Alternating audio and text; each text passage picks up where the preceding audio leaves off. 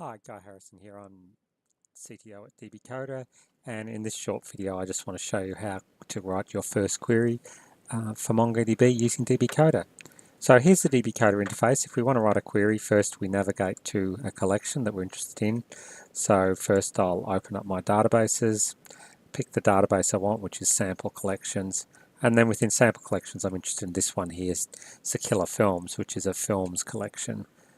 So I'm looking for movies to watch with my kids, so I'm going to do a simple query to look for those. So first I'm going to look for, my kids are young, so I'm going to look for G-rated movies. So ratings equals G, and then I'm going to use an OR condition here to say that rating or category of family.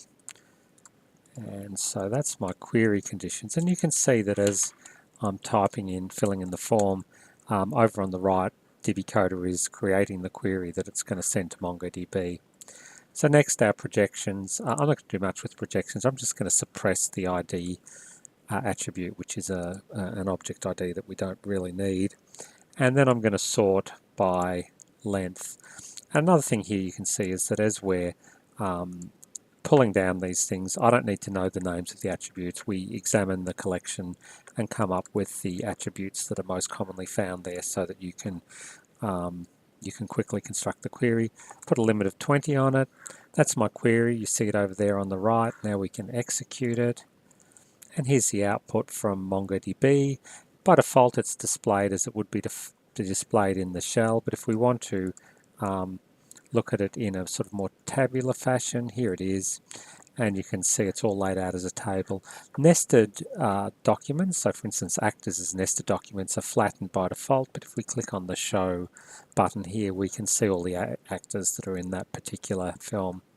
Another thing we can do quite easily, if we want to know how did MongoDB execute this particular query, we can get an explain plan just by clicking this little query button here. And there's the execution plan.